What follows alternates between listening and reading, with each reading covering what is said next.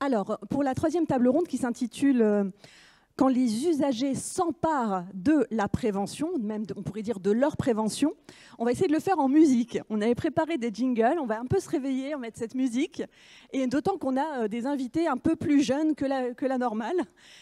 Ils sont 3, ils viennent du lycée Robert de Luzarches.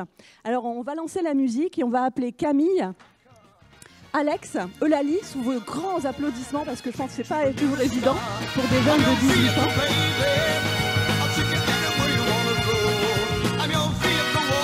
Allez, venez tranquillement, prenez place. On va les laisser chacun profiter de la musique. Alors, j'appelle également, s'il vous plaît, Peggy Warnier. Musique aussi pour vous. Peut-être. Ah, moi, c'est cool. Je peux l'applaudir, Peggy Warnier. Anne Pavio. Sylvie Ansard.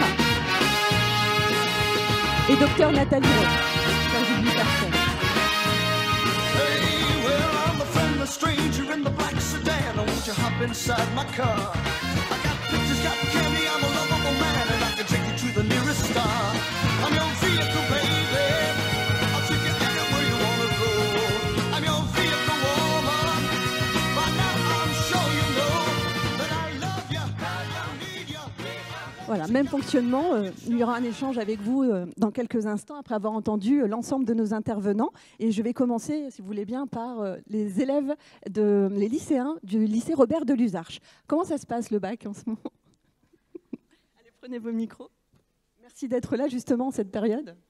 Bah, déjà, voilà. Alors, comment ça se passe pour vous? Alors, on a déjà passé une partie de notre bac. Déjà ce matin, c'était un bac blanc de philosophie.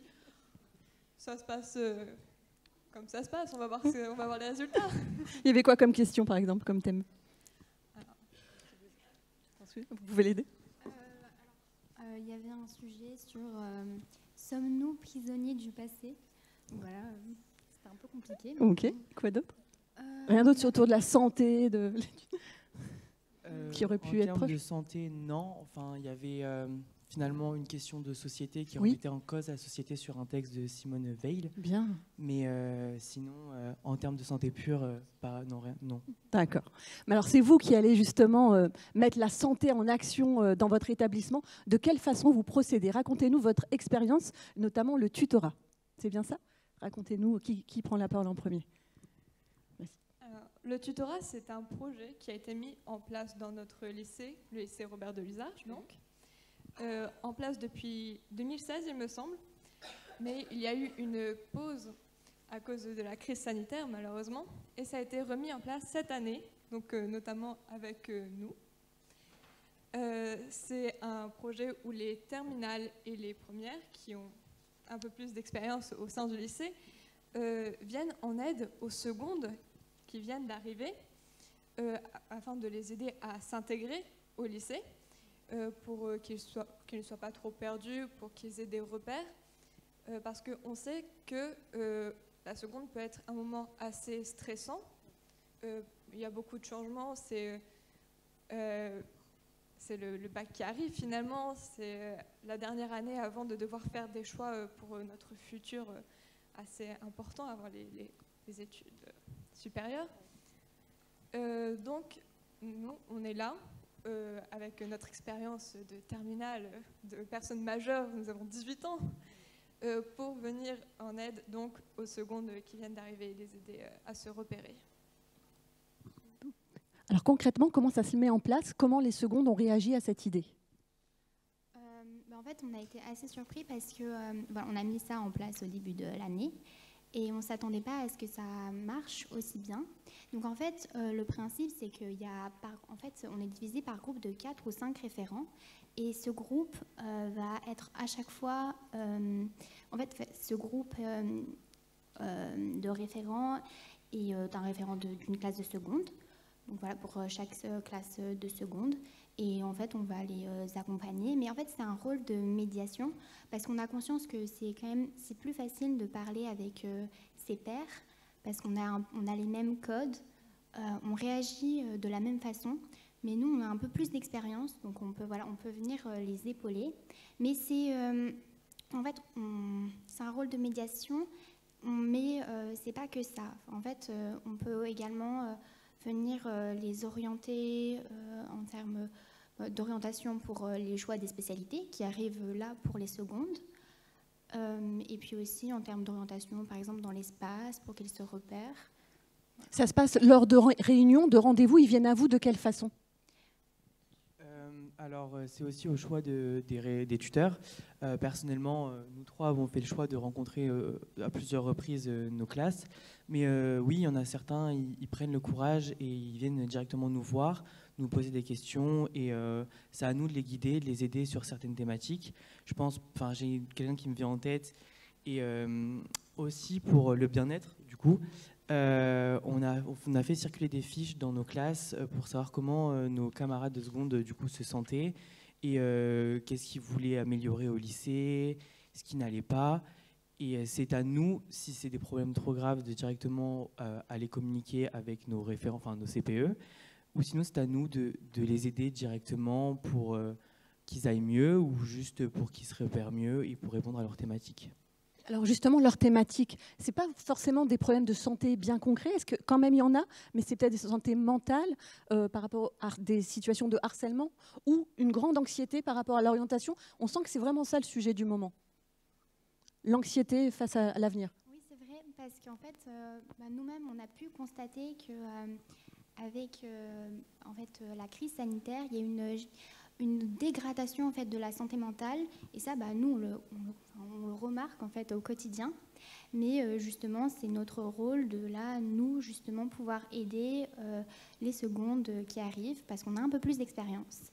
Et qu'en fait, on veut vraiment essayer de prendre part à la vie du lycée, mais donner ce qu'on reçoit. Parce que nous, le lycée met en place des infrastructures, des choses. Et nous, vraiment, on veut redonner... Ils vous le disent avec quel mot? Tu veux compléter? Comment ils vous le disent? Avec quelle spontanéité, si je puis dire? En fait, on est en contact avec eux de façon assez fréquente.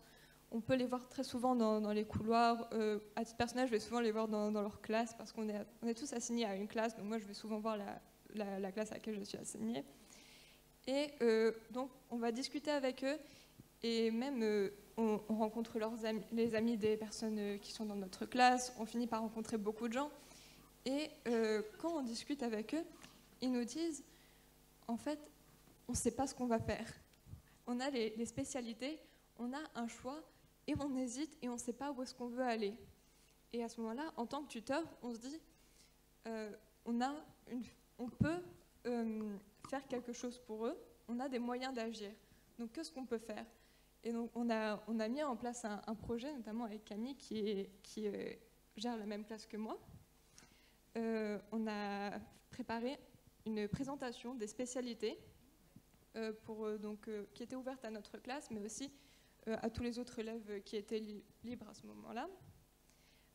On a rassemblé des élèves de terminale, de toutes les spé, qui font toutes les options de notre lycée. On a fait un lourd travail pour rassembler le plus de monde possible.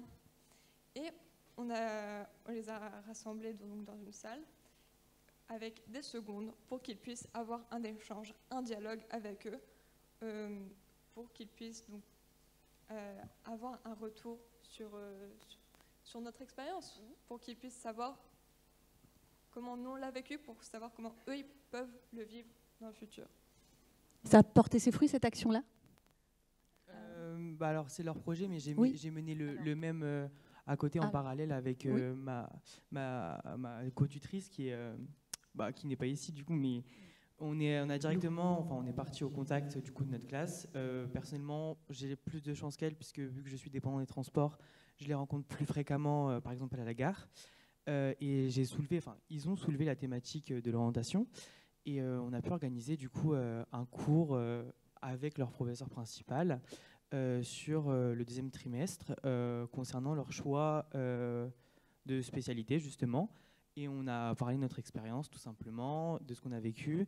Malheureusement, vu que nous étions que deux lors de cette journée, On a pu présenter seulement que 3 spécialités parmi toutes celles possibles au lycée Robert de Luzarches et avec d'autres spécialités disponibles ailleurs. Je pense à la spécialité sport justement. Mais on a tout de même eu un certain impact parce qu'on a pu en rassurer certains, en guider d'autres, puisque les spécialités, ça ne dépend pas seulement de ce qu'on va faire plus tard, mais de nos résultats. Et on les sent un peu moins stressés. Malgré tout, ça ne suffit pas, puisque je pense que, j'aimerais refaire avec eux une nouvelle journée comme ça, parce que c'est très important pour eux, puis c'est leur avenir. Ce genre de stress, ça a quel impact sur leur santé mentale et aussi physique réelle? Qu'est-ce que vous ressentez? Est-ce qu'ils sont absentéistes parfois? Il y a quelles conséquences? On voit les conséquences au quotidien, donc, notamment l'absentéisme, ça c'est sûr, c'est quelque chose d'assez fréquent, mais on peut aussi voir beaucoup de crises d'angoisse chez les jeunes. Ça peut arriver que des élèves sortent de cours parce qu'ils se sentent vraiment dépassés par la situation, juste rattrapés par les événements, parce qu'ils se sentent complètement dépassés, c'est le terme. C'est arrivé assez fréquemment. Il y a quelques semaines, j'étais au lycée et j'ai vu une seconde que je connaissais pleurer dans les couloirs juste à cause de la pression du choix d'ESP et du lycée. Heureusement, j'ai pu lui venir en aide et l'aider à reprendre ses esprits, à se calmer. Voilà. Mais c'est quelque chose d'assez fréquent. La pression, on la ressent, elle est réelle. Et pour vous, une expérience aussi d'aide à laquelle vous pouvez témoigner, de laquelle vous pouvez témoigner?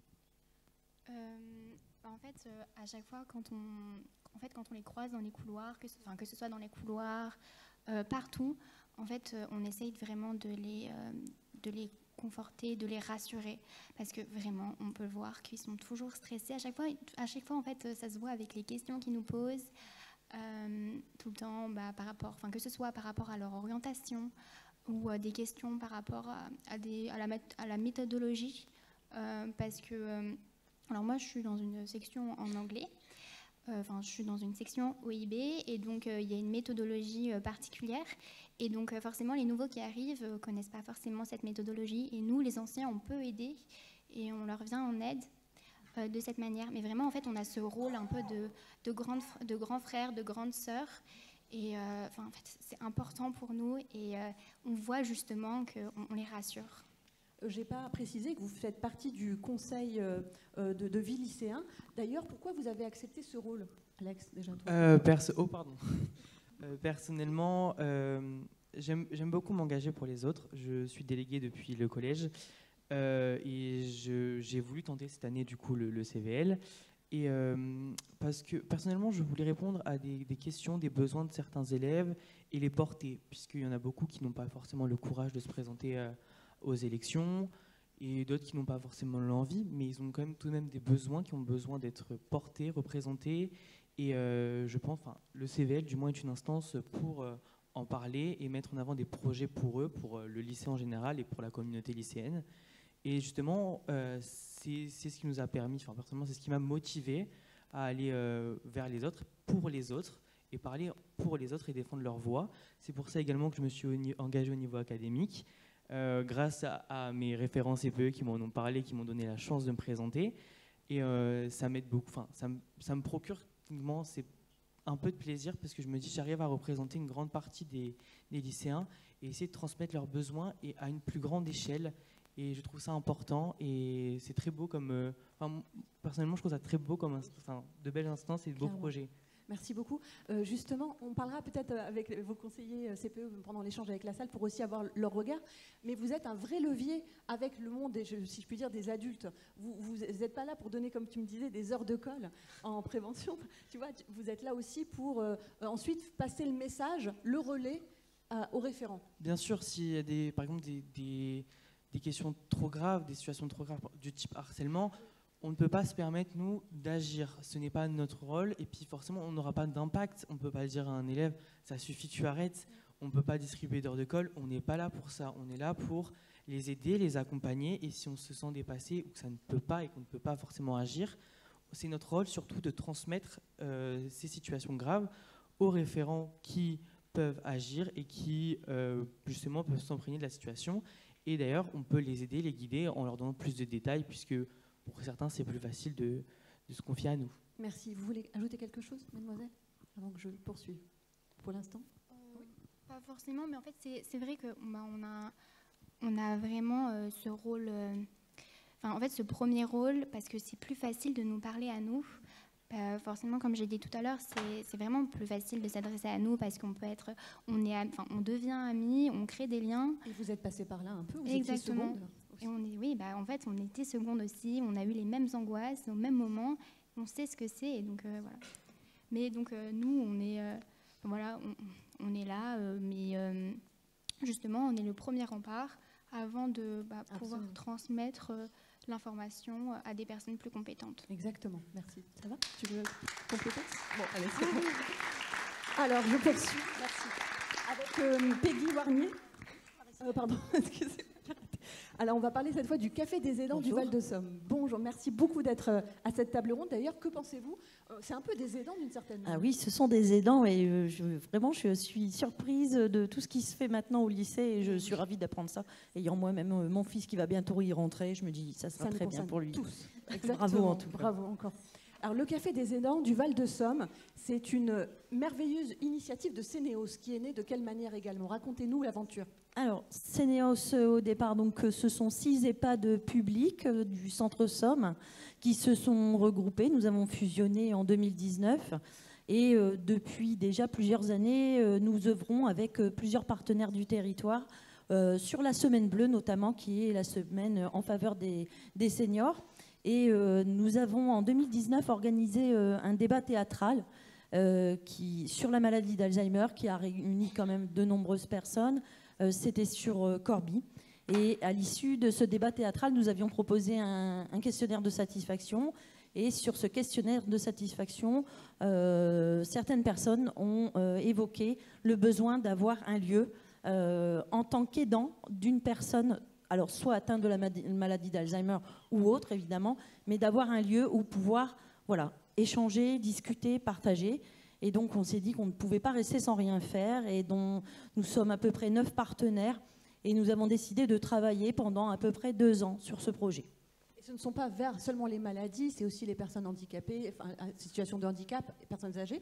Oui, C'est tout ça, à les fait. aidants. Donc, Qu'est-ce qu'un aidant, notre d'ailleurs Café des aidants s'adresse à tout aidant, quel que soit son âge et aussi quelle que soit la pathologie de la personne aidée.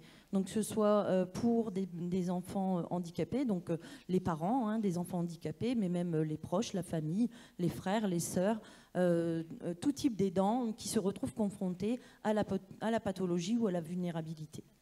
Comment fonctionne le café? Quand est-il ouvert et combien de temps est-il ouvert? Alors, le Café des aidants fonctionne environ 10 fois dans l'année. Ça se passe du mois de septembre au mois de juin. C'est en règle générale donc, sur Corbie le lundi. Il est animé par 2 professionnels. Alors, une personne qui est une psychologue et l'autre personne plutôt un travailleur social. Et ces 2 personnes ont une expertise particulière sur la question des aidants, notamment sur des plateformes de répit et autres. Et donc, elles invitent... donc, ces personnes s'inscrivent au préalable, évidemment, pour voir un petit peu le nombre de personnes qui viennent à ce Café des aidants. Elles se retrouvent dans un lieu, qui est un lieu proche de la cité, convivial. Alors, ça peut être un café, ça peut être une salle de bibliothèque. Là, en l'occurrence, ça se trouve à Corbie, dans des chambres d'hôtes.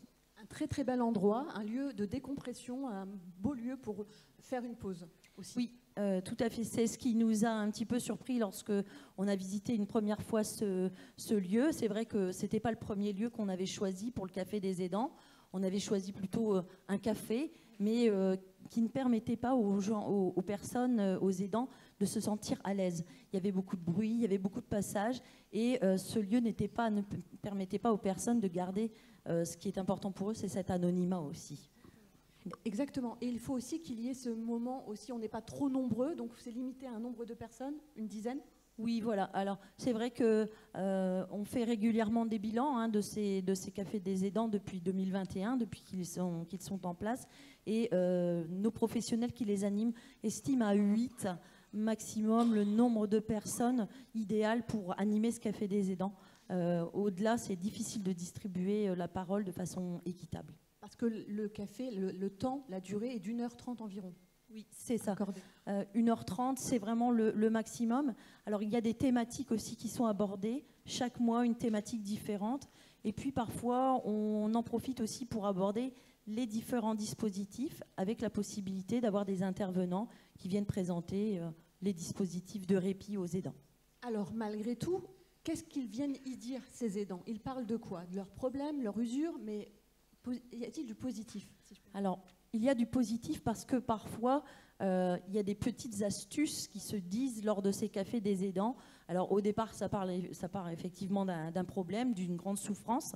Et puis, finalement, un autre aidant va dire moi, pour mon fils ou pour ma fille, je fais comme ceci, j'ai trouvé ça, voilà, j'ai une petite astuce et ça fonctionne bien.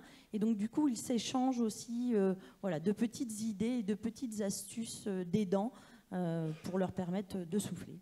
Y a-t-il d'autres initiatives de ce genre? Là, c'est celui du Val-de-Somme, à Corbie, il y en a d'autres? Alors, il existe un café des aidants sur Albert, il en existe un sur Péronne et également un sur Amiens. Voilà, donc, et nous, on a touché le Val-de-Somme parce qu'on se rendait compte qu'au niveau du territoire, voilà, ça demandait à être comblé et qu'il y avait un réel besoin. Voilà. Et bientôt un autre, à Doulan? Alors oui, effectivement, il y a actuellement un groupe de partenaires qui travaillent à la création d'un café des aidants sur Doulan. Quel est votre regard chez Sénéos sur l'utilité d'un tel endroit, avec le recul désormais? Alors l'utilité d'un tel endroit, c'est cette neutralité, cette objectivité aussi qu'il va y avoir pendant ces discussions. On sort du contexte institutionnel. Nous savons que sur Sénéos, nous avons certaines personnes qui vont au café des aidants et ça leur permet voilà, d'avoir un avis objectif sur la situation d'aidants familiales. Merci beaucoup de nous avoir dit tout cela, Peggy Warnier. Je vais me tourner désormais vers Anne Pavio pour parler éducation thérapeutique du patient. C'est bien cela? Alors, parce que vous allez nous parler du pôle de prévention, c'est à Beauvais, où se passe quelque chose de très important dans un temps long également. Racontez-nous. Alors, le pôle de prévention et d'éducation du patient de Beauvais se trouve dans l'enceinte, c'est une structure qui se trouve dans l'enceinte du centre hospitalier. Et en fait, on existe depuis une vingtaine d'années. Et les pôles de prévention, en fait, il y en a 8 qui existent sur l'ex-Picardie. Donc, ils ont été mis en place pour répondre à une problématique de santé, à savoir liée à la surmortalité par maladie cardiovasculaire. Donc, le pôle de prévention existe depuis 2003, oui, c'est ça. Et donc, nous, on est une petite équipe, puisque les formés d'une secrétaire qui est à mi-temps, d'une psychologue qui est à 80%, d'une diététicienne qui est à temps plein. Moi-même, je suis à temps plein. Et puis, un médecin qui est à mi-temps. Donc, on a plusieurs missions. Donc, des missions auprès des patients pour ce qu'on appelle l'accompagnement avec leur maladie chronique, pour vivre avec leur maladie chronique. Mais aussi, on a des missions à l'extérieur, puisque on est basé sur le centre hospitalier, mais nos missions ne s'arrêtent pas à la frontière de l'hôpital, puisqu'il intéresse tout un territoire, notre territoire de santé, qui est très vaste et qui va du nord-ouest, c'est-à-dire Grandvilliers, Formerie, jusqu'à Méru, le sud. Voilà. Alors, votre mission, c'est de soutenir, d'apporter une aide au quotidien pour plus d'autonomie. Et sur un temps long, comme je le disais, vous allez suivre ces personnes pendant des mois. Oui, c'est ça. Parce que vivre avec une maladie chronique, eh bien, évidemment, ça chamboule, en fait. Il y a l'annonce de la maladie, après, il y a l'acceptation. En fait, la personne, elle passe par différentes phases et ça chamboule non seulement la personne qui en est atteinte, mais ça chamboule aussi les rapports familiaux, les proches. Et c'est extrêmement important parce que nous, dans l'accompagnement des personnes qui sont atteintes de la maladie chronique, on accompagne également les aidants, en fait, et les proches. Et c'est vraiment important de le souligner parce qu'ils sont quand même source de motivation pour leurs proches qui sont atteints d'une maladie, en fait. Rappelons les maladies chroniques.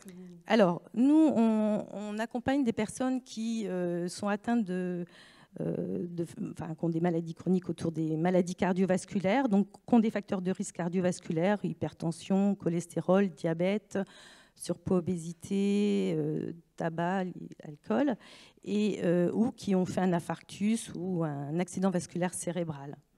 Également des personnes qui sont sur le parcours de la chirurgie bariatrique. Donc on a un programme préopératoire et un programme post-opératoire également. Un programme qu'on a mis en place le programme également qui accompagne des enfants qui sont en surpoids, accompagnés de leurs enfants, parce que la tranche d'âge, elle est entre 9 et 16 ans. Donc c'est des enfants qui sont sur le chemin de l'autonomie, mais qui ne le sont pas encore, en fait. Et donc, on sait très bien que le changement de comportement ne sera lié que si les parents, en fait, prennent ça aussi, sont motivés pour changer également leurs habitudes. Sinon, ça ne fonctionne pas. Et puis, le dernier programme que l'on a mis en place, c'est l'accompagnement des personnes qui sont atteintes de Covid long. En fait, on a été sollicité par un médecin du centre hospitalier qui recevait pas mal de personnes atteintes de Covid long et qui nous a dit peut-être qu'il serait intéressant de les accompagner, ces personnes, pour éviter la chronicisation en fait, de cette pathologie. Donc on l'a mis en place en 2021 et c'est le premier programme d'accompagnement en ETP qui a été mis en place en France. Alors vous construisez avec eux tout un programme, c'est ça, sans leur donner les solutions toutes faites. C'est à eux de construire. Oui, c'est ça. Hein. Nous, on les accompagne. Et bien sûr, ça pourra se faire que si la personne, elle accepte. Ça va dépendre de son niveau d'acceptation de la maladie, ça va dépendre de ses croyances, ça va dépendre de sa connaissance du traitement de la maladie, ça va dépendre d'un tas de choses en fin de compte. Nous, on est là simplement qu'en appui en fin de compte, il faut être humble en tant que soignant. Et puis, on va évoluer avec eux, et puis en fonction de leur rythme, de la temporalité aussi. Et donc, c'est ça qui prend du temps, en fin de compte, parce que le changement de comportement, ça ne se fait pas en un temps record, en fait. Ça prend du temps. Donc, il y a des patients qu'on accompagne depuis plusieurs années également, et qui reviennent, qui rechutent, parce que la maladie, elle est faite de complications, de rechutes, d'accidents également. Donc, on les accueille à n'importe quel moment, en fait, de leur maladie. Voilà, parce qu'ils peuvent revenir à vous. Tout à fait. Donc, ils sont adressés. Alors, soit ils viennent d'eux-mêmes, en fait, mais ils sont également adressés par des médecins traitants, par des médecins spécialistes, par d'autres professionnels de santé, psychologues, infirmiers libéraux. Ça peut être également des associations aussi qui nous les adressent, des associations de patients, c'est aussi des associations aussi des associations d'activité physique également, puisqu'on travaille, on est en lien avec des associations d'activité physique qui pratiquent, je dis bien, je précise, l'activité physique adaptée également. Donc, on travaille avec la santé scolaire également, pour les enfants des jeunes, en fait, ils sont adressés par les infirmiers scolaires, entre autres. Donc l'adressage est vraiment multiple et puis beaucoup viennent d'eux-mêmes également. Alors ils se fixent des objectifs avec votre soutien, bien sûr, lors d'ateliers collectifs, mais aussi en individuel. C'est ça. L'intérêt de l'atelier collectif, quel est-il à votre avis ? L'intérêt du collectif, c'est que c'est des ateliers d'abord qui durent à peu près 1h30, 2 heures, jamais plus. Et puis ils sont entre 6 et 8 personnes. Et je rejoins ce que vous disiez tout à l'heure, effectivement, pour donner la parole à chacun, 8 personnes, c'est vraiment grand maximum. L'idée, c'est que nous, en tant que soignants, on n'est pas là pour délivrer des informations et puis dire ce qu'il faut faire. L'idée, c'est on est là comme chef d'orchestre, en fin de compte, et que les personnes qui sont autour de la table puissent en fait s'enrichir de l'expérience de chacun, parce que c'est ça qu'ils vont retenir. Et ils vont se dire, ah bah tiens, je vais pouvoir faire comme ça avec mon pilulier, tiens, je vais pouvoir faire comme ça pour me déplacer, etc. Tiens, il y a ce bus qui circule. Enfin, c'est des choses très pratiques, parce que c'est ça, en fait, le TP, c'est de les accompagner pour qu'ils vivent au mieux avec leur maladie, qu'ils améliorent leur qualité de vie ou qu'ils la maintiennent, mais c'est vraiment des choses très pratiques en fait. Qu'avez-vous observé justement après le Covid? Est-ce qu'il y a eu plus de fréquentation, moins ou pareil? Alors, tout de suite après, parce qu'on a été fermé, bien entendu, pendant plus de 2 mois, et puis tout de suite après, on a eu un afflux de personnes, notamment des plus âgés, parce qu'ils se sentaient très isolés.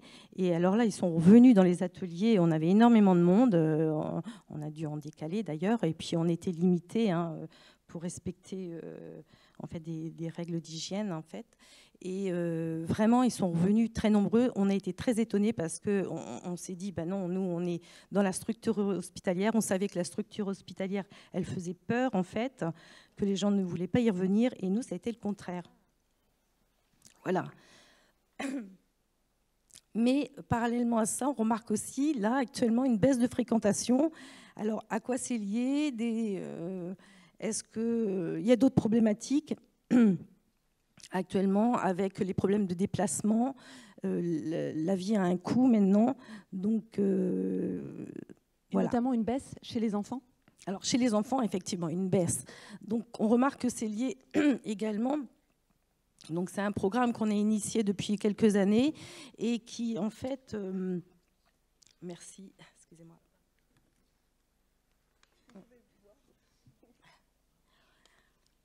Et on se rend compte que la problématique, c'est des enfants qui ne peuvent pas se déplacer seuls, bien entendu. Et donc, il faut qu'ils soient accompagnés de leurs parents. Et nous, d'abord, en premier lieu, on reçoit les parents pour connaître un petit peu leur motivation à accompagner leurs enfants. Et on se rend compte que, on a affaire à des parents qui travaillent. Nous, il faut dire qu'on est ouvert entre 8h30 et 17h, même si on arrange nos horaires quand il le faut, bien entendu. C'est un programme qu'on a proposé aussi sur le soir, qu'on a proposé les samedis matins.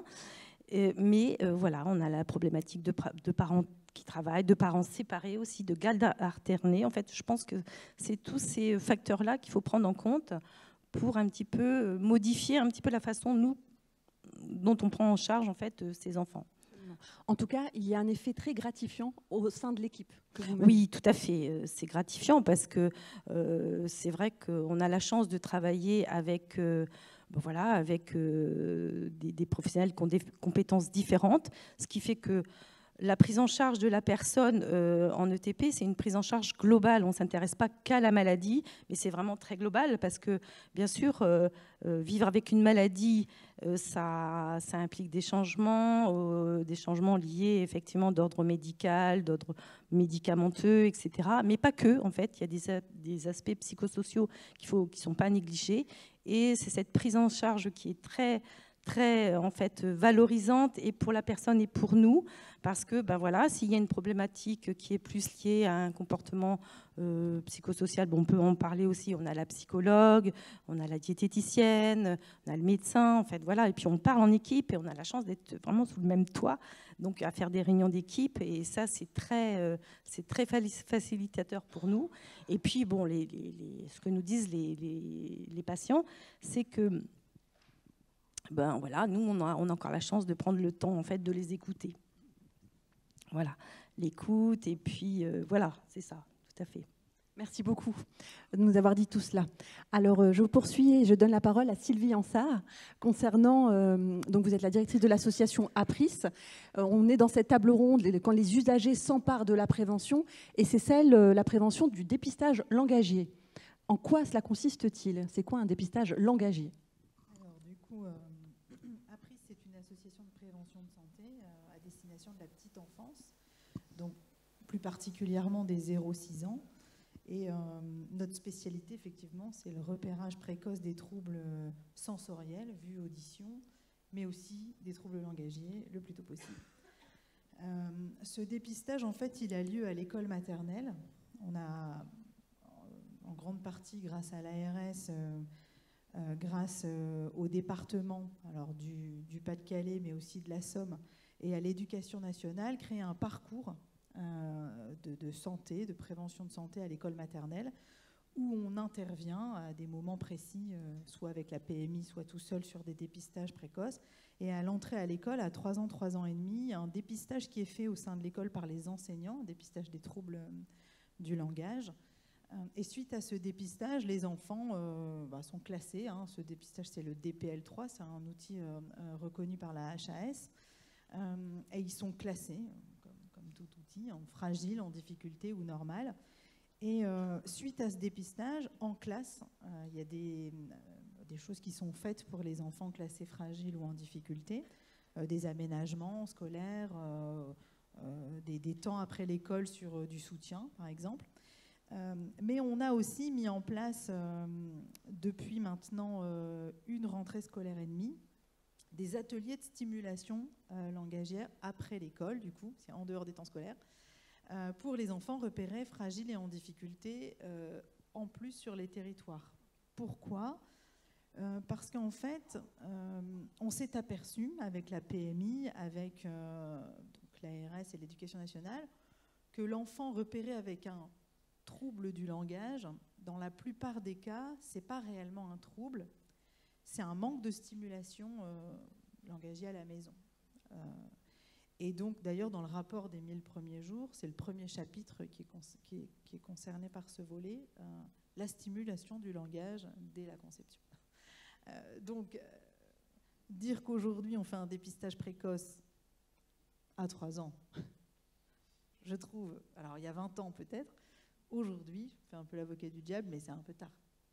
C'est un peu tard à 3 ans, parce que aussi, les délais de prise en charge ensuite, alors, quand il n'y a pas de stimulation, au départ, ce n'est pas c'est pas pathologique.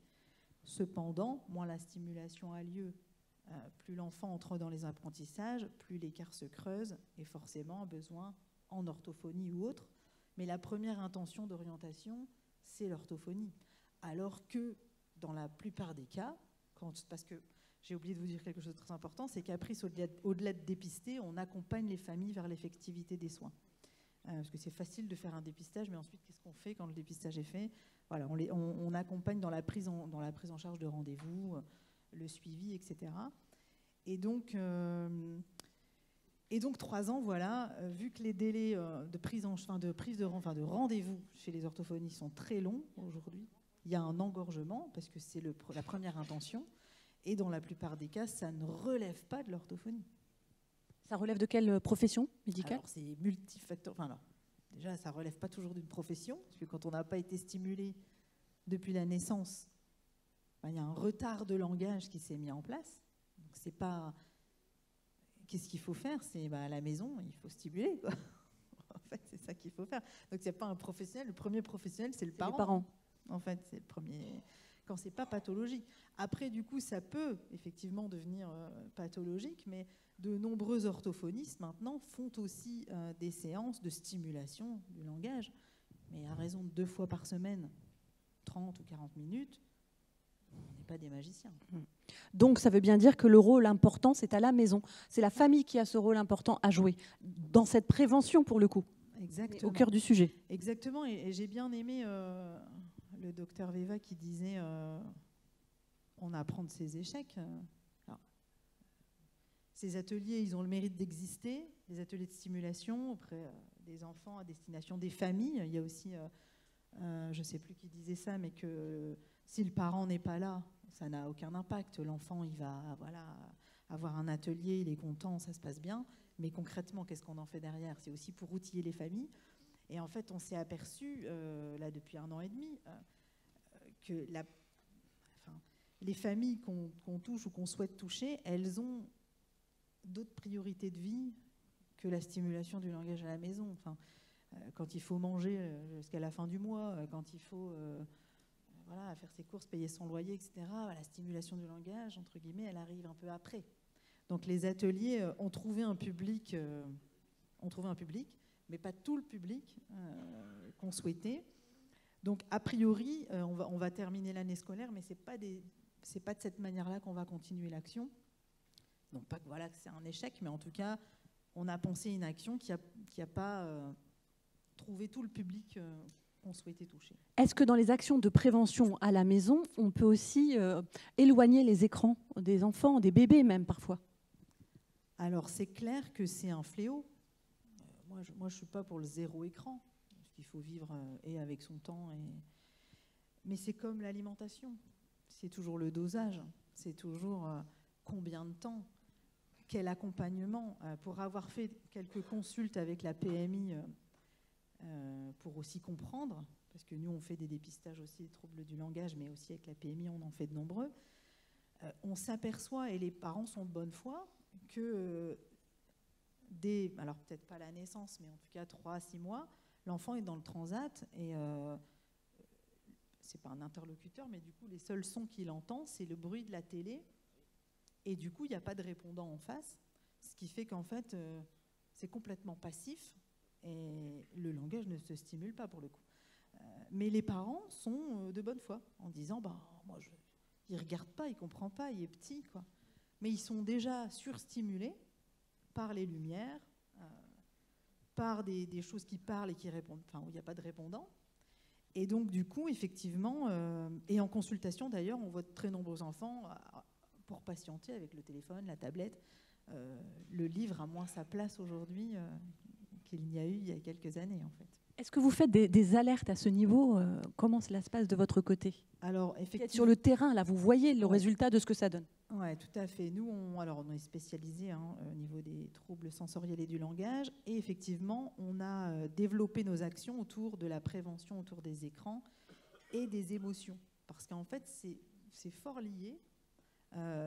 L'enfant qui ne va pas avoir de répondant en face de lui, qui n'aura que des écrans, qui sera stimulé ou surstimulé par des images, alors tout type d'écran, comme le disait l'intervenante tout à l'heure, c'est-à-dire les téléphones, les tablettes, les ordinateurs.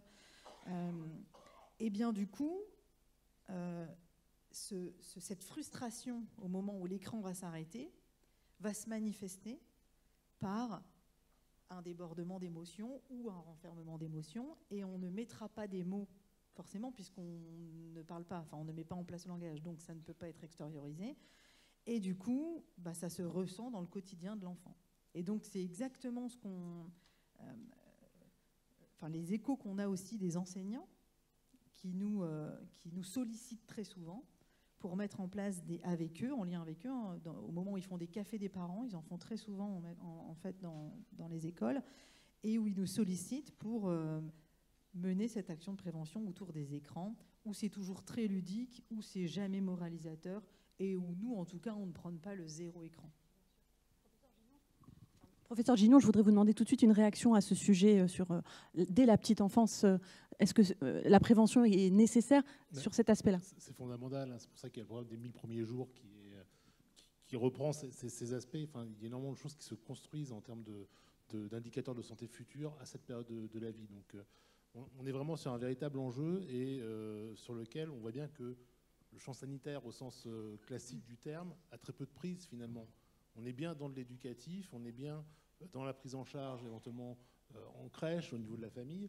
Et donc c'est pour ça que ça concerne l'ensemble des secteurs de la société, que je parlais ce matin d'alliance intersectorielle. Complètement. L'enjeu, il est vraiment là. Merci professeur. Ça vous inspire quoi là, ce que vous entendez là sur les écrans, vous qui êtes les digital natives? Comment vous ressentez ce qui vient d'être dit?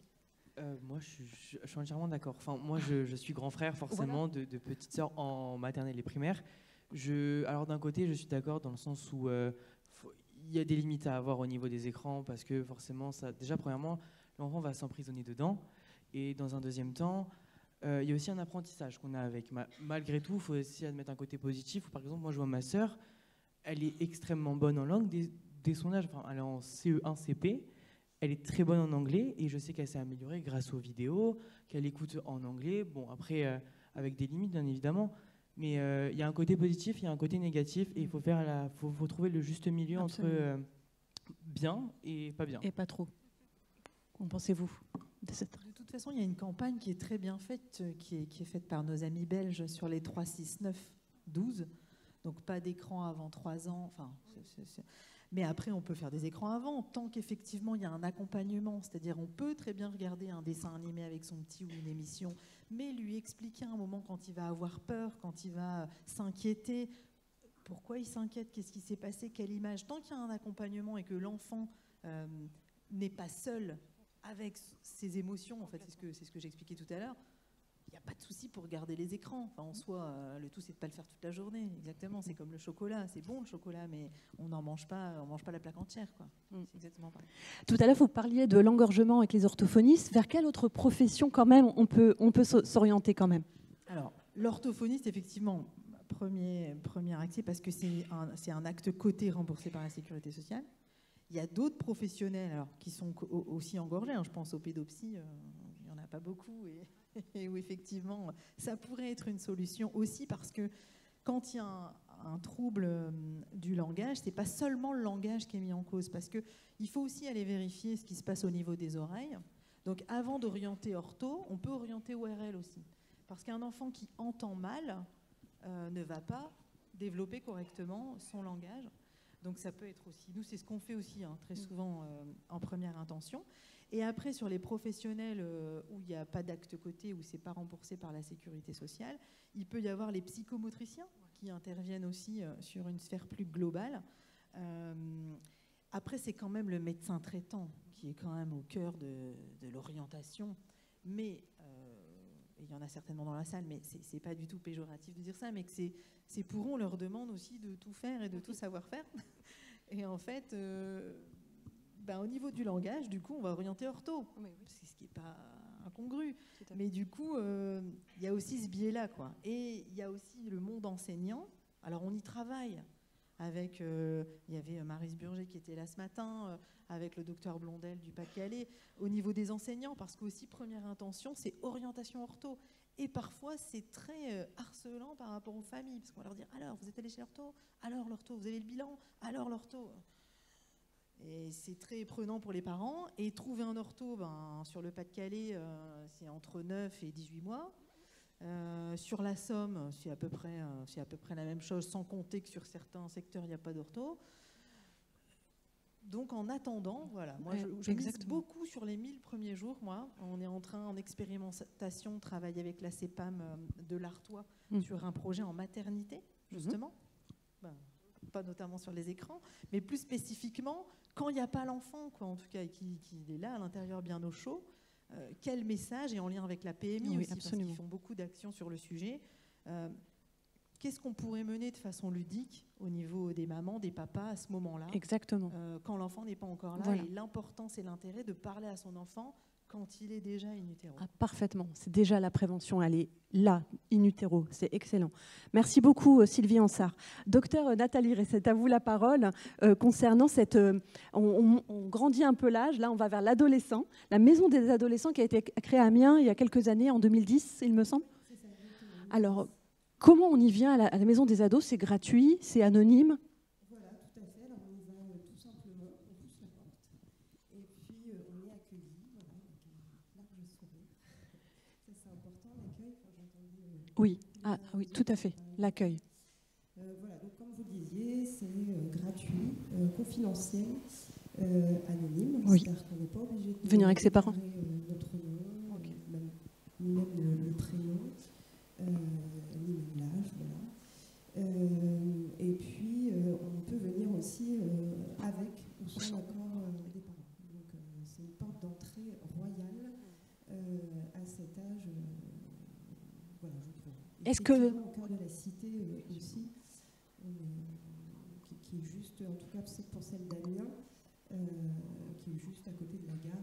Donc, très facile d'accès. Vous la connaissez? Beaucoup de gens se retrouvent à la gare. La maison des ados, vous connaissez? Ça vous parle? De nom? Nous, au lycée, on nous en parle, la maison des lycéens. Après, personnellement, j'ai pas pu je l'ai pas fréquentée. Je ne sais pas si... Je ne connais personne techniquement qui... Ça reste anonyme, en fait, c'est ce que vous disiez. On n'en parle pas, c'est pas un tabou, mais c'est juste que on n'a pas forcément envie de partager tous ces petits secrets, et ça rentre dans le contexte de la maison des lycéens. Je sais que l'infirmière, elle redirige beaucoup vers la maison des lycéens, parce que c'est une aide, en final, pour les lycéens supplémentaires. Oui, c'est la maison des ados, tout à fait. Et un ado, c'est jusqu'à quel âge? Alors, c'est de 11 à 21 ans.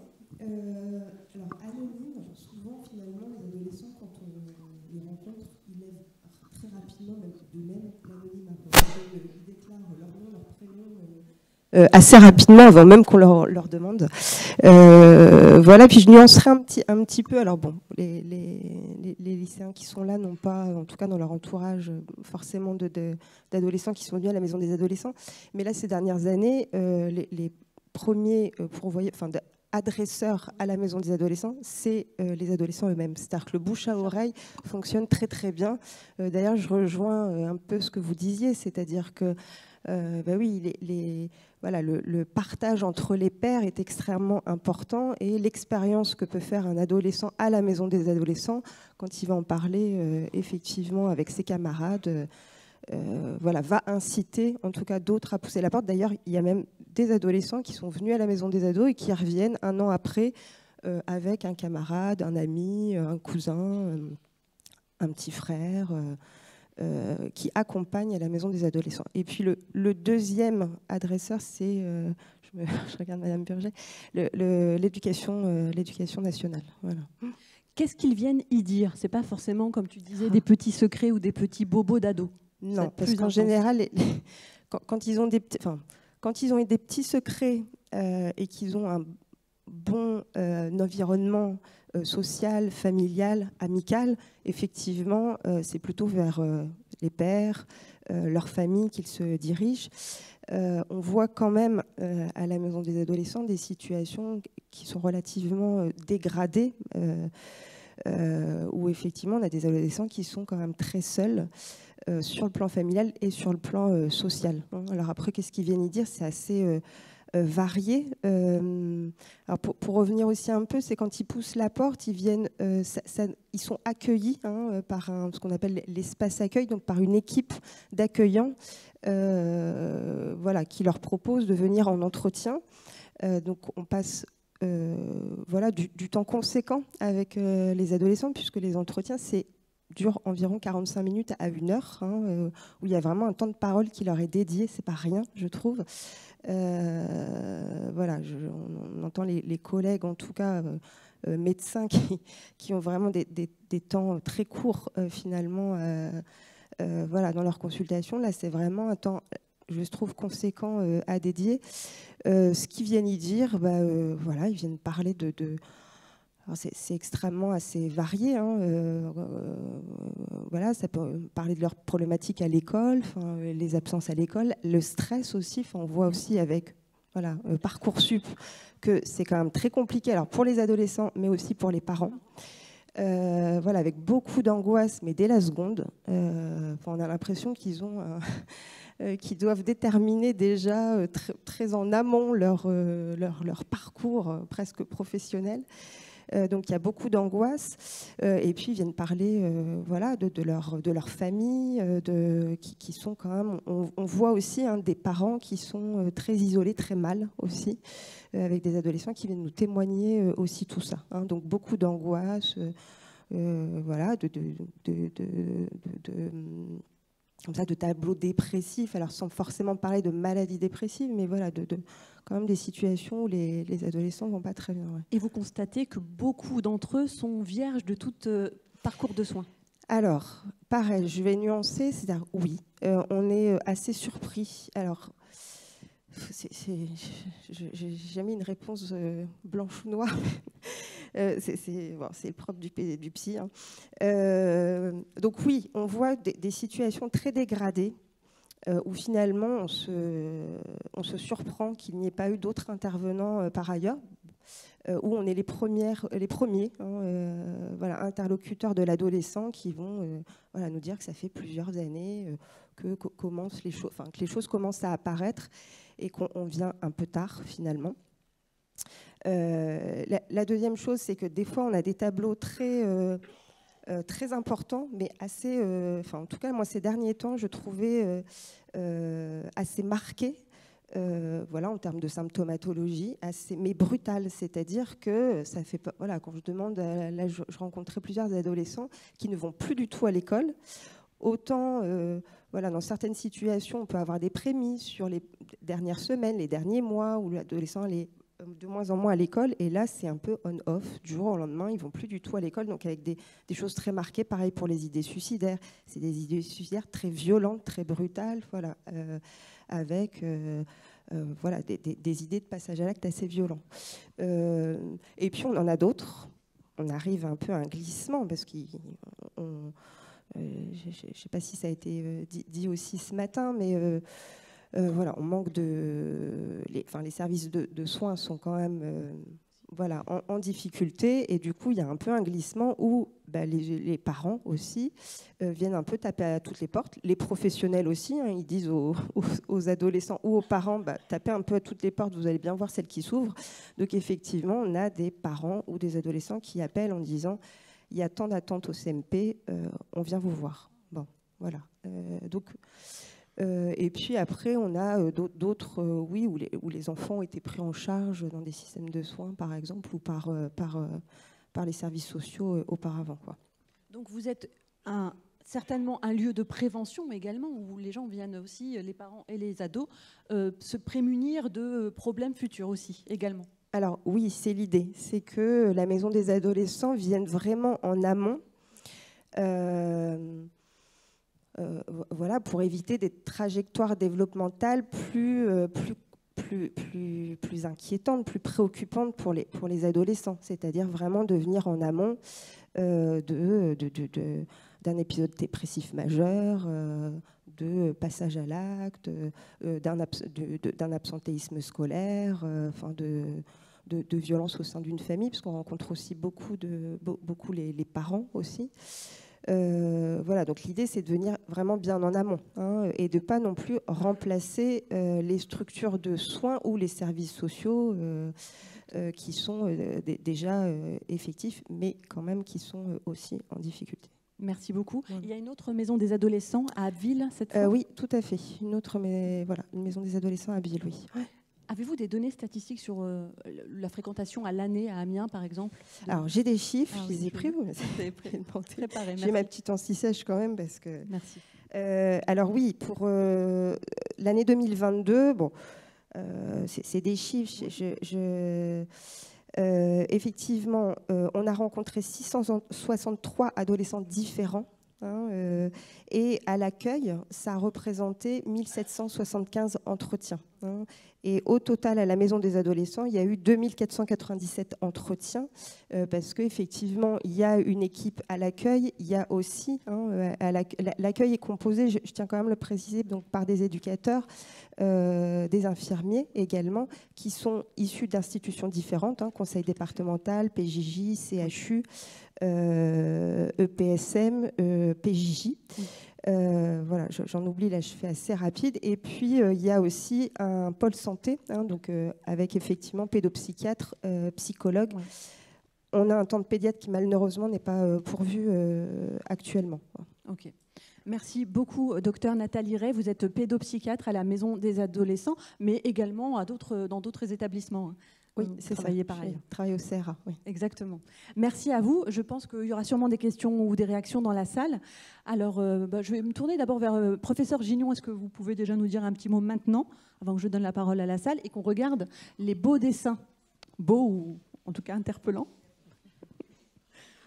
Un peu de teasing. À vous de la parole. Juste, moi, ce qui retient mon attention, et on l'a un peu en pointillé depuis ce matin, c'est vraiment l'implication des personnes les premières concernées en fait dans la prévention.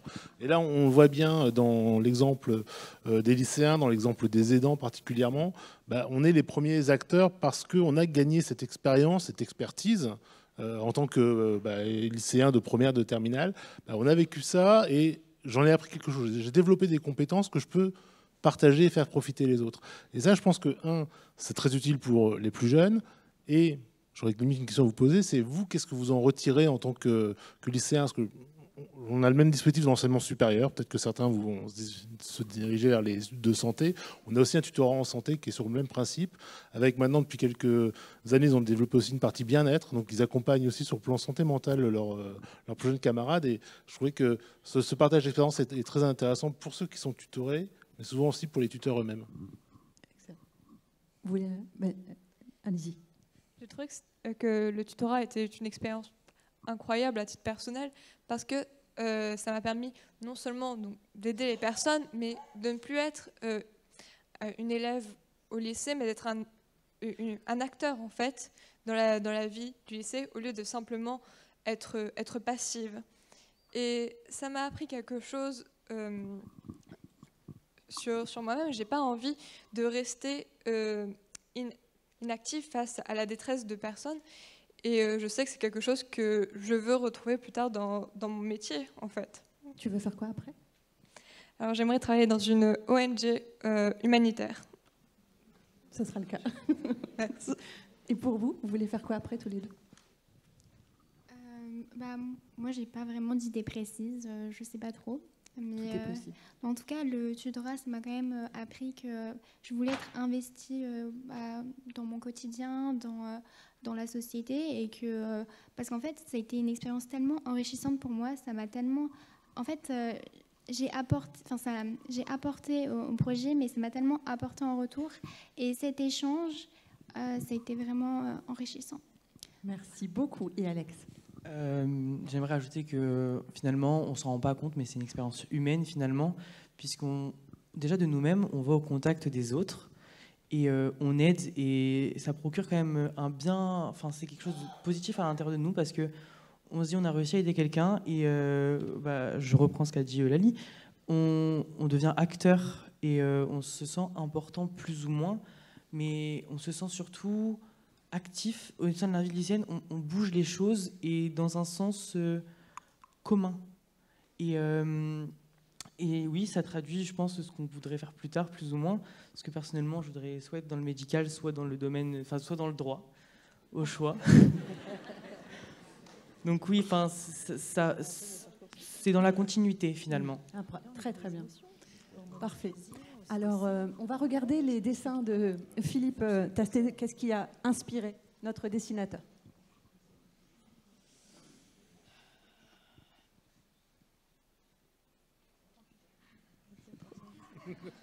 Ah oui. Ça,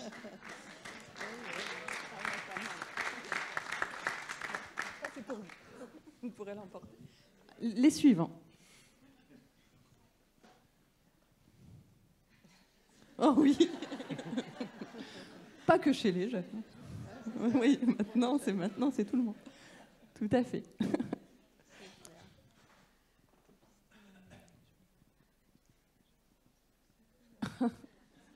Oh.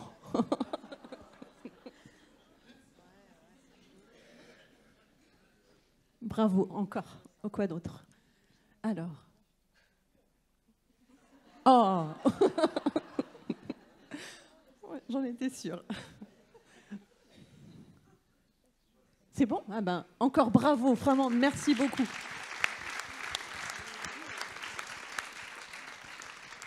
On va faire circuler à nouveau les micros, saisissez-les. Alors, je vois plein de bras qui se lèvent, je suis très contente. Alors là, il y a une main nouvelle, on va la prendre et ensuite on vous la redonne, s'il vous plaît. Présentez-vous.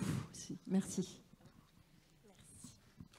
Bonjour, alors moi je suis Charlotte Bouillard, je suis travailleure sociale donc à l'APEI de Soissons avec des personnes en situation de handicap, déficience intellectuelle ou maladie psychique. Et on a également donc, dans notre association une plateforme des aidants, une plateforme de répit pour les aidants. Donc c'était plutôt pour revenir sur votre sujet parce qu'il ne faut pas hésiter, il y en a un peu partout maintenant, des plateformes des aidants. Vous avez le site Soutenir les aidants qui peut du coup vous orienter sur la plateforme de votre secteur, ou auquel cas par le biais de la mairie ou des espaces France Service, parfois il y a des permanences au niveau du coup plus sur le terrain de ces plateformes, et on dépose en général pas mal de flyers dans ces endroits-là. Voilà. Merci à vous. Allez-y, vous avez le micro. Présentez-vous. Qui ça? Bonjour, donc Audrey Thomas, je suis chargée de prévention sur Roubaix Tourcoing pour l'ARS. Parlez bien fort. Donc je me demandais, c'était plus une question par rapport à la MDA, la maison des adolescents au niveau de la Somme. Est-ce qu'en termes d'aller vers, on a entendu tout à l'heure par exemple l'exemple de l'équipe Addict, vers les jeunes, parce que l'on a 2 sites, Amiens et Abbeville, qu'en est-il des autres jeunes? Qu'en est-il de l'approche? Est-ce qu'il y a des outils pour aller vers eux, voilà, que ce soit des systèmes de permanence avec des équipes qui soient plus mobiles, ou des outils, des consultations, des téléconsultations ou d'autres choses, quoi. C'était juste une question, des réflexions. Alors, j'aurais pu encore parler beaucoup sur la maison des adolescents tout à l'heure, mais bon. Du coup, ça me permet de redire qu'effectivement, alors, je ne sais pas si je vais répondre vraiment à la question, mais en tout cas, oui, on a aussi...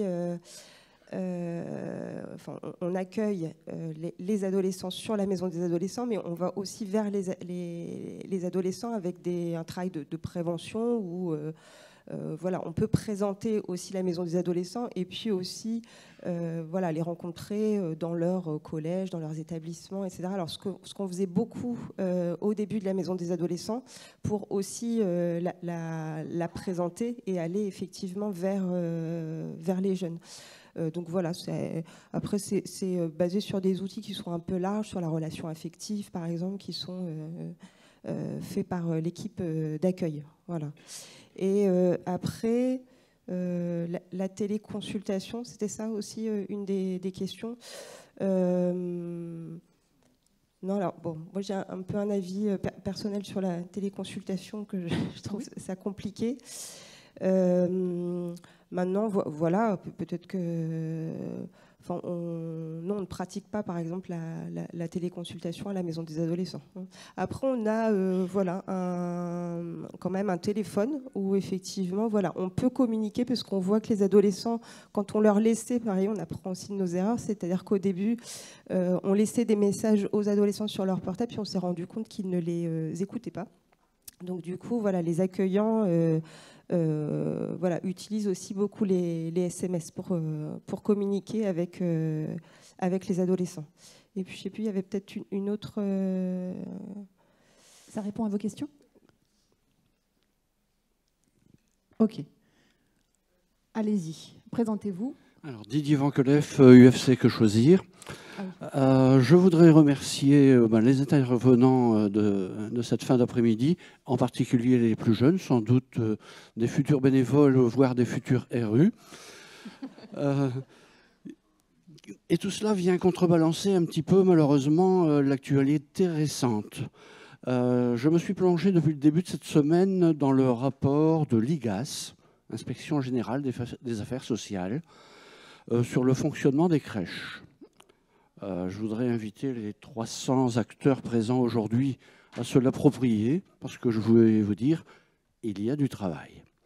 Alors, ce rapport, qu'est-ce qu'il nous dit? Il nous présente des constats, des témoignages absolument consternants de maltraitance, liés à des difficultés structurelles, taux d'encadrement, niveau de qualification,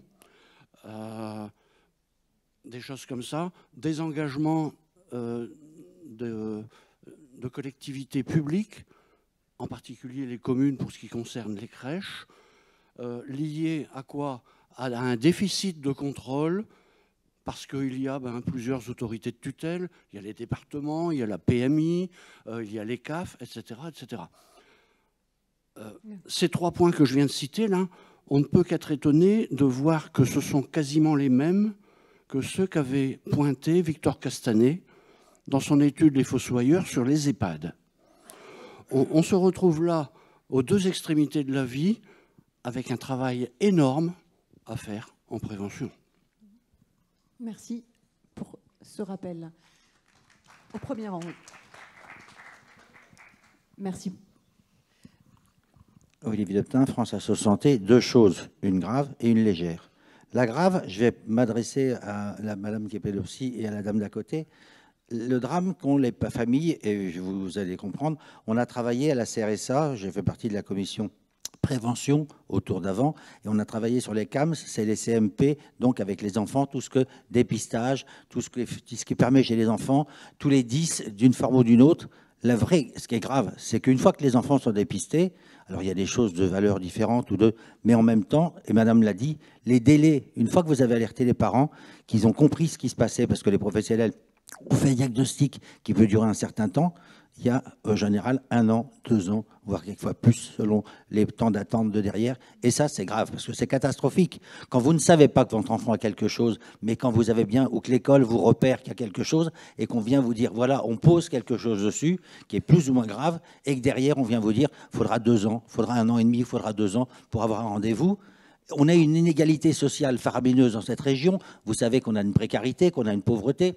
Et donc, il y a des gens qui ont les moyens, qui peuvent se permettre d'aller en privé ou de faire des consultations ou de faire des choses. Ils vont pouvoir, parce que même si la mutuelle, enfin, ils vont pouvoir aller enclencher un parcours, mais il y a des gens qui n'ont pas les moyens d'avancer des sous. Le tiers payant, je ça en tête, il n'y a pas de tiers payant. Et donc, il y a des systèmes de soins et même des parcours de soins où, par moment, les professionnels qui devraient intervenir pour ces enfants, c'est l'avenir, c'est la France, c'est pas moi, sur les 70 printemps, c'est pas moi. Ces gamins, ils n'ont pas toutes les chances parce que quelque part, les parents, ils vont faire d'autres choix, ils vont pas pouvoir mettre les sous pour aller voir l'orthophoniste, la psychomote. Ça, c'est des vraies choses qu'il faut pouvoir corriger. Et dans le PRS prochain, puisque nous le travaillons ensemble, j'espère que ça sera corrigé. La chose plus légère, mais mon copain Didier il m'a un peu devancé là-dessus. Moi, je suis très content. Je vais prendre l'idée de M. Veva. Je pense qu'il a fait l'école, les bébés des journalistes, les bébés des internes. Je pense qu'on va faire les bébés des RU. Et je crois que j'ai 3 exemplaires là, devant moi, 3 jeunes. Il faut qu'on fasse une école des bébés des RU. Et il y a déjà, le noyau est constitué. Oui, exactement. Bien dit, très bien. Gardez-le, donnez, s'il vous plaît, le micro. Vous pouvez le donner à ces personnes de l'USARCH. Vous avez été dénoncés par les lycéens. Je voudrais avoir aussi votre regard sur leur travail à ces lycéens, vous qui êtes leur référence, je crois. Alors bonjour à tous, merci. Nous, on est déjà très fiers en fait de les voir s'investir autant dans la vie et pour la question du climat scolaire.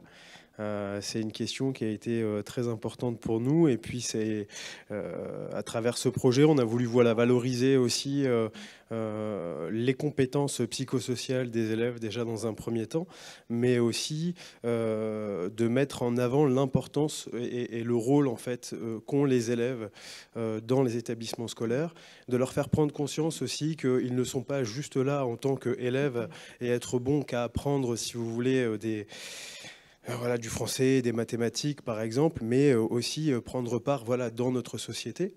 L'école est une petite société dans laquelle au final les élèves y trouvent leur place et c'est à travers ce genre de projet qu'on a voulu les valoriser et aujourd'hui on est très fiers d'eux et je suis encore plus content de les entendre aujourd'hui s'exprimer de cette façon-là. Merci à tous les deux. Vous voulez compléter, madame ? C'est bon ? Vous avez parlé au nom de votre collègue. Merci. Y a-t-il d'autres interventions au téléphone ? Présentez-vous au micro. Bonjour. En direct. Donc moi, c'est Pauline Ribeiro. Je suis coordinatrice du contrat local de santé sur le Douaisis. On lutte justement contre les inégalités sociales et territoriales en santé. Et le parti que j'ai pris moi sur mon poste, c'est de beaucoup travailler avec les ambassadeurs santé et tout ce qui est relais population. Donc là, je réagis par rapport à la réflexion collective qu'on a eue, notamment en citant beaucoup les représentants d'usagers. Et je pense que déjà, il y a 2 façons de faire, deux raisons de devenir représentant d'usagers. C'est soit si on a travaillé dans la santé, parce que dans ce cas-là, on sait ce que ça veut dire représentant d'usagers, parce que sinon, on n'en entend pas parler. Soit on est concerné par la maladie, ou on est aidant, on est concerné personnellement par la maladie. Et je pense que c'est pour ça qu'il n'y a pas de jeunes RU, parce qu'ils ne se sentent pas concernés par la santé. C'est ce qu'on disait plus tôt dans la journée, du fait qu'on fait l'amalgame, être jeune, c'est être en bonne santé. Et de 2, on n'en a pas connaissance en fait, de ce statut-là.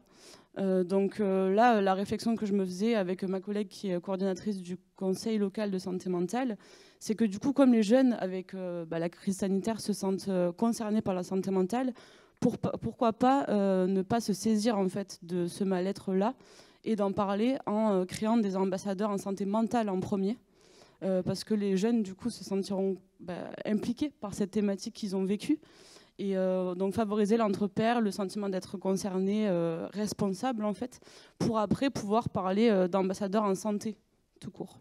Très intéressant. Ça vous parle, ce qui vient d'être dit? Concernant la santé mentale, forcément, puisque la réforme fait que dès la seconde, je rejoins la directrice de la MDA, je ne me trompe pas, non? Directrice, c'est ça. Oui, directrice de la MDA. Je suis pédopsychiatre à la maison des ados. Ah, pardon. Voilà. Dès la seconde, on a plus ou moins une forte pression selon ce qu'on veut faire plus tard. Donc déjà, il faut savoir ce qu'on veut faire plus tard.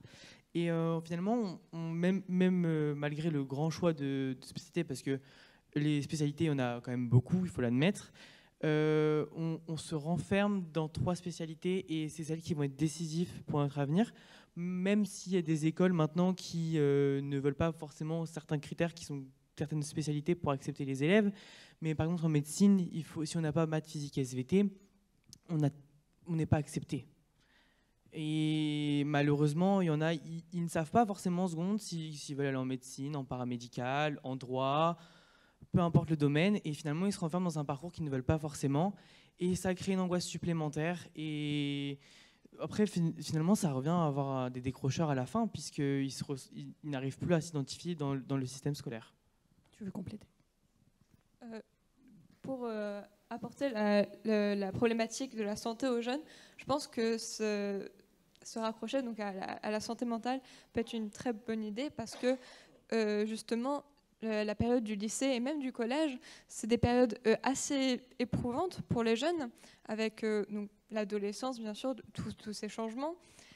Ensuite, c'est cette idée qu'on doit faire des choix qui vont avoir un impact sur le reste de notre vie en fait. On nous demande de choisir ce qu'on veut faire pour le reste de notre vie, alors qu'on n'est même pas encore adulte. Et donc c'est justement beaucoup de pression, et ça peut être une très bonne idée. Complètement. Un dernier mot? Oui, vraiment, je pense que c'est une très bonne idée parce que la crise sanitaire, ça nous a vraiment affecté dans la manière dont on a interagi avec les autres, notre manière de tisser des liens. Et là, en fait, on a du mal à justement retisser ces liens qu'on a perdus pendant la crise sanitaire où on était confinés. Et, voilà. Je rebondis sur ce qu'a dit Alex, professeur, sur l'évocation de médecins. Même si on parle beaucoup de prévention, mais quand même, la prévention, c'est aussi avoir des médecins en bonne santé, comme l'a très bien dit tout à l'heure votre confrère. L'évocation, il y a une crise d'évocation pour être médecin? J'ai envie de dire non, parce qu'on a toujours autant de candidats quand même en première année des études de santé. Par contre, c'est la suite qui est compliquée. Pour un peu les mêmes raisons, parce qu'on est sur des filières qui sont intrinsèquement confrontées à la maladie, à la souffrance, à la mort, ce qui n'est pas simple forcément à gérer non plus, et 2, qui restent toujours très sélectives. C'est-à-dire que là, ce que les lycéens rapportent très bien dans leur vécu, notamment de Parcoursup, cette pression, les étudiants en santé, ils l'ont aussi tout au long de leur stage et tout au long de leur cursus. Donc ça, c'est quelque chose qui pèse énormément, et on a des indicateurs, en effet, sur la santé mentale des étudiants, des internes et des médecins, d'ailleurs, qui sont particulièrement préoccupants pour la pérennité, finalement, de leur action en tant qu'acteurs de santé. Moi, je rebondis sur l'idée d'en effet impliquer les jeunes par la santé mentale. Je pense que c'est en effet une bonne idée. Et en plus, c'est validé par les principaux concernés, donc j'ai finalement rien à ajouter. L'autre plan, à mon avis, qui est intéressant, c'est l'approche par la thématique santé-environnement. En général, les jeunes sont assez concernés, voire très concernés par la question de l'effondrement climatique, qui cause d'ailleurs une anxiété aussi liée à ça, et de se dire qu'on peut devenir acteur en jouant sur notre environnement et améliorer notre cadre de vie et in fine notre santé, c'est aussi reprendre le pouvoir, limiter cette anxiété par rapport à l'environnement et devenir vraiment acteur. J'ai beaucoup aimé ce terme, dire ouais, on devient acteur, on reprend du pouvoir sur notre santé, sur notre environnement, et je pense que c'est vraiment un message qui est important. Absolument. Y a-t-il... allez-y, on vous retrouve. Oui, juste une chose, et je ne peux que confirmer ce que vous dites sur la santé mentale des étudiants. Il y a près de 40% des internes qui montrent des symptômes dépressifs. Et donc ça, c'est important à en tenir en compte. La deuxième chose, c'est que je voulais féliciter donc, ces jeunes à participer au tutorat. Et le tutorat a été choisi dans une des facs de Lille, celle de la Cato, pour justement l'encadrement des premières années par des deuxième et troisième années.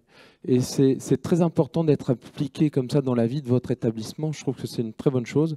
Et Alex, j'ai la solution pour toi. Tu peux faire du droit médical. Comme ça, tu sauras C'est effectivement ce que j'ai choisi à Bordeaux. Il y a une licence droit médecine et j'ai choisi cette licence, enfin si je suis accepté bien évidemment, mais c'est celle que j'ai choisie. Oh, c'est très bien, bravo.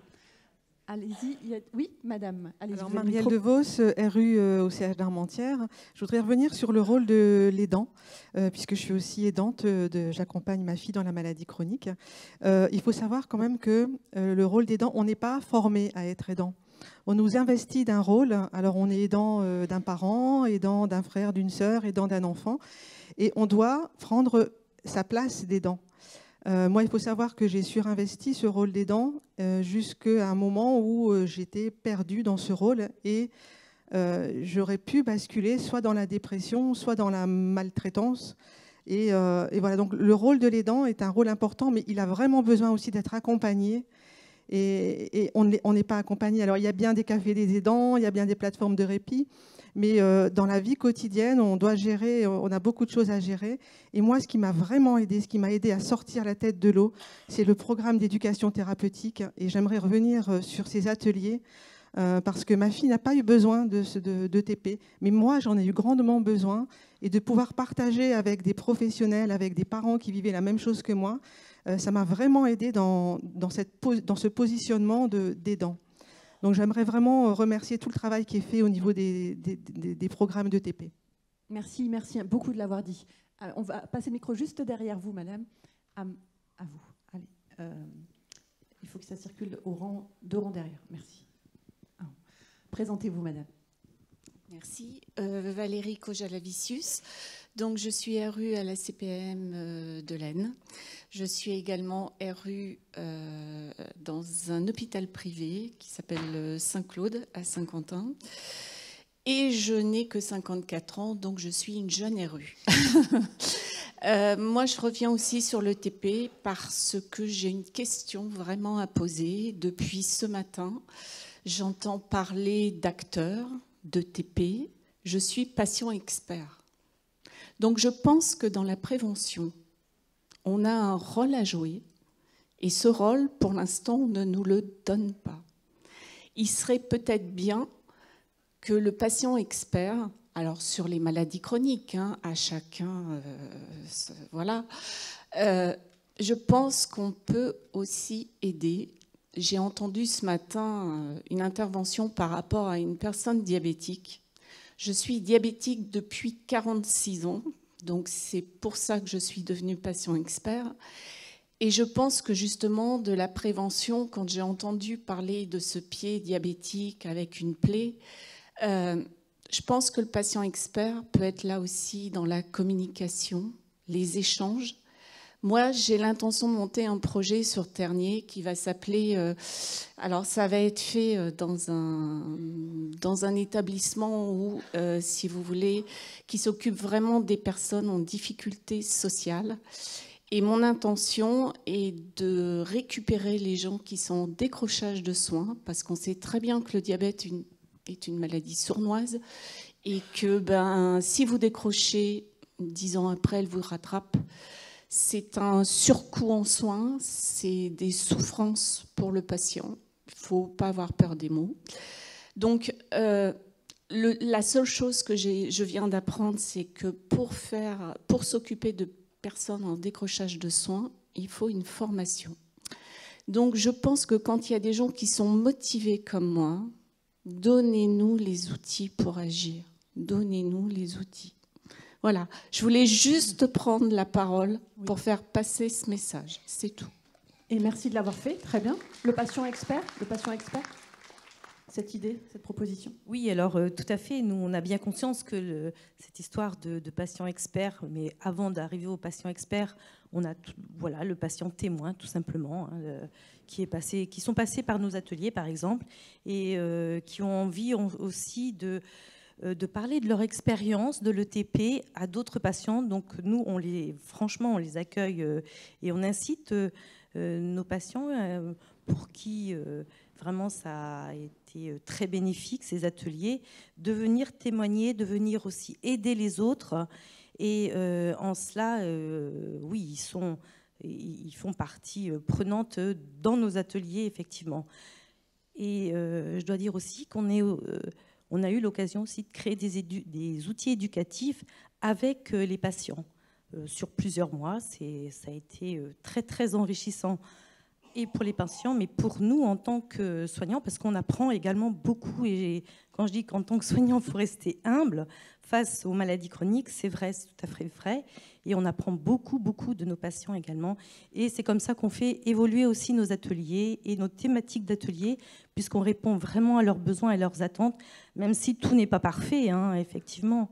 Et on a besoin aussi encore de se former, bien entendu. Mais ils ont tout à fait leur place et la porte est grande ouverte dans nos ateliers, effectivement. Ouais. Professeur Gignon, le patient expert, c'est comme le tuteur, comme l'aidant, un maillon de la chaîne? Mais complètement. Enfin, c'est une fois de plus, c'est un rôle d'ambassadeur formidable. Et alors, ce n'est pas mon point de vue, c'est le point de vue de la science. Ça a été largement étudié partout dans le monde. C'est quelque chose maintenant de validé. Donc, on a besoin de patients experts pour tout ce qui est programme d'éducation thérapeutique. C'est vraiment une plus-value. Pourquoi est-ce que vous avez une expertise qui est complémentaire de celle des professionnels de santé? Il ne s'agit pas de remplacer quoi que ce soit, c'est complémentaire. Vous avez une expertise qu'on appelle profane. Vous avez l'expérience de la maladie, vous vivez avec. Ce que nous, professionnels de santé, en général, on peut être aussi malade, mais on n'a pas. C'est-à-dire qu'on va pouvoir donner des aspects finalement très théoriques sur le traitement, sur pourquoi la maladie se développe, comment il faut la gérer d'un point de vue médical, soignant. Ça n'empêche que, je me souviens, il y a quelques années, j'étais jeune médecin, je participais à un atelier d'éducation thérapeutique pour les patients hémophiles. Les questions des patients hémophiles, c'était mais comment je conserve mon traitement alors que je travaille dans le BTP, que je vais être en chantier, etc. C'est pas moi qui vais répondre. Heureusement, j'avais un patient expert avec moi ce jour-là, et il se partage des conseils, y compris sur ce qu'on appelle la sémiologie personnelle, c'est-à-dire que vous avez des signes que vous ressentez, vous, en tant que patient, que nous, on ne connaît pas en tant que médecin. On n'a pas la même description des signes qui permettent de se partager. Et donc, il y a vraiment une plus-value à ça. C'est, pour le coup, basé sur la science, c'est prouvé. Donc, je veux dire, il n'y a pas de discussion. La question que vous soulevez, elle est autre. C'est comment on peut faciliter votre participation à ces programmes en termes de formation, en termes de reconnaissance, éventuellement. Et ça, je pense qu'il y a encore beaucoup de travail à faire. Il y a quelques facultés de santé, et j'en discutais ce midi autour du buffet, qui ont choisi d'intégrer des patients dans leur conseil de faculté pour pouvoir participer à l'orientation des priorités de formation des étudiants en santé. Je pense que c'est une vraie plus-value et que l'on doit développer ça. Olivia Gross, qui est une patiente chercheuse qui travaille sur ces sujets, a beaucoup théorisé. Je pense que c'est une vraie évolution vers laquelle on doit tous aller en tant qu'institut de formation. Merci. Une dernière intervention dans la salle avant de passer à la clôture. Allez-y, présentez. Désolée, je vais encore prendre la parole. Oui, oui. Voilà. Pour les patients experts, c'était des formations qui sont codifiées comme les pères aidants. Donc je pense qu'il faut appeler l'ARS. L'ARS est très au courant, c'est suivi par l'ARS, ces formations, avoir les informations. Mais c'est que c'est assez lourd. Les formations sont lourdes. Moi, c'est pour ça que nous, on est parti plutôt vers le père aidant que pour le patient expert. Mais ça se fait, et il y a aussi des facilités par l'ARS financière. Je pense qu'il y a des prises en charge de formation. Donc, alors si l'ARS est là, peut-être répondre. Le micro en bas, s'il vous plaît. Également, à nouveau en bas. Merci. Donc, France Asso Santé vient de sortir une petite plaquette qui permet d'être clair avec tout le monde entre ce qu'on appelle un représentant d'usager, un patient partenaire, qui est encore quelque part, moi je suis patient partenaire, je fais de l'ETP demain parce que j'ai fait 40 heures d'ETP, je vais dans un établissement faire l'ETP au sein. Donc ça c'est un patient partenaire. Le patient expert comme madame, je ne sais pas vous dire, voilà. Et donc aussi le père aidant, comme il y a une certaine confusion dans l'esprit de tout le monde ou beaucoup de gens entre des nouveaux termes, des nouveaux métiers qui émergent. On a sorti, mais elle est disponible sur le site et elle est disponible gratuitement, une petite plaquette qui permet à tout le monde de se clarifier qui est quoi. Et voilà. Et donc savoir que quelque part aujourd'hui, le monde bouge, le monde des accompagnements. Alors, j'espère bien qu'on va sortir la même chose sur les ambassadeurs santé et les médiateurs, parce qu'il y a aussi d'autres terminologies qu'on entend. Et donc on dit un peu qui fait quoi. Voilà. Donc sa petite plaquette, elle est sortie, elle est téléchargeable, elle est pour tout le monde, parce qu'on l'a fait pour que ça soit clair dans l'esprit de tout le monde. C'était ma minute d'info.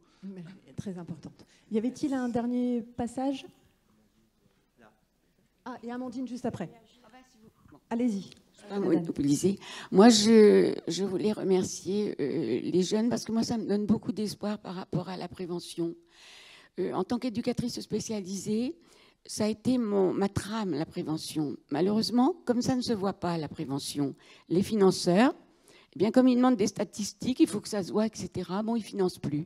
Moi, j'ai été aussi éducatrice d'une maison d'ados qui a fermé du jour au lendemain parce qu'il manquait des finances. Voyez-vous? Et quand j'entends, vous, jeunes, vos réflexions, ça me donne de l'espoir. Et il ne faut pas non plus oublier, et on n'en parle pas là, que nous sommes tous acculés, aussi bien les jeunes qui sont ici présents, aussi bien les autres personnes, les aidants et compagnie, les médecins, par tous les problèmes administratifs qui nous empoisonnent la tête jusqu'au point de ne plus pouvoir être parents. Et naturellement, l'ordinateur, même moi je ne suis pas contre l'ordinateur, mais que l'ordinateur, surtout pour des enfants, je suis allée à beaucoup de conférences par rapport à des neuropsychiatres, etc. Il faut éviter les ordinateurs jusqu'à au moins 9-10 ans pour que le cerveau du jeune se construise. Voyez ? Donc les ordinateurs, ça ne remplace pas le temps qu'il faut pour faire de la prévention, le temps qu'il faut pour être parent, le temps qu'il faut pour faire une auscultation médicale, etc. Voilà.